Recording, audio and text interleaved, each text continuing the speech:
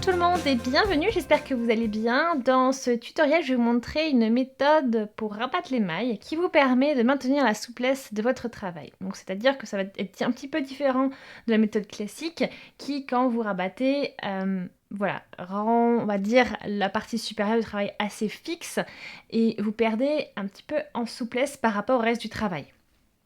Donc là, pour certains projets, ça peut être un désavantage. Et du coup, d'autres méthodes peuvent être plus favorables pour maintenir l'équilibre du projet. Donc pour cela, je vais vous montrer de suite comment ça fonctionne. Donc, vous avez tricoté votre projet et il est temps maintenant de rabattre. Donc je vais vous montrer comment ça fonctionne. Vous allez déjà commencer par tricoter 2 mailles endroits.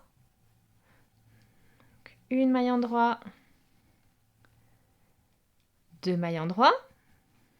Donc ça on commence vraiment de la même manière que pour un projet classique, je dirais, pour abattre les mailles de manière classique.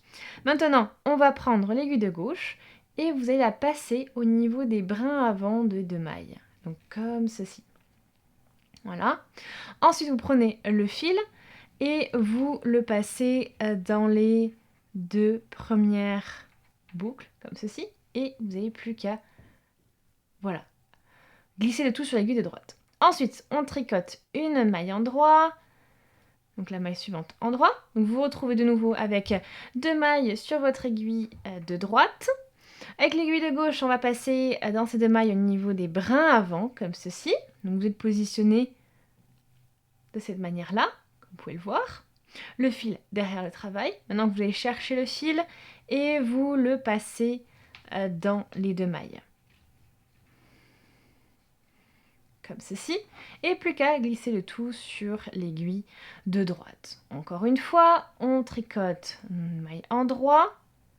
Vous avez donc bien 2 boucles, 2 mailles sur votre aiguille de droite maintenant. Ensuite, on va prendre l'aiguille de gauche, on passe dans les 2 brins, comme ceci. Au niveau du brin avant des 2 mailles. On va chercher le fil qui est derrière le travail et on va le passer dans les 2 mailles qui sont sur cette aiguille de gauche. Donc les 2 mailles dans lesquelles on a travaillé. Donc ça vous fait une boucle qui ressort et il n'y a plus qu'à glisser le tout sur l'aiguille de droite. Je vous laisse poursuivre cette méthode jusqu'à la fin du rang et jusqu'à ce qu'il ne vous reste plus qu'une boucle sur l'aiguille de droite. Et voilà le résultat. Donc bon, là il me reste plus qu'une maille, donc c'est-à-dire que vous n'avez plus qu'à maintenant couper le fil et tirer. Et après, c'est terminé. Et puis vous pouvez voir la souplesse qui est maintenue au niveau de votre travail. Donc vous maintenez l'élasticité et la souplesse de votre travail avec cette technique. Donc j'espère vraiment que ça vous sera utile, que voilà, l'explication était suffisamment claire. Si c'est le cas, aimez la vidéo, laissez aussi des commentaires, posez vos questions si vous en avez. Je vous invite également à vous abonner à la chaîne si ce n'est pas encore fait, tout en cliquant sur la petite cloche pour être notifié dès que je publie un nouveau tutoriel. Je vous invite également à partager, c'est une technique qui peut toujours être utile. Merci beaucoup d'avoir regardé la vidéo et on se dit à très très vite, salut!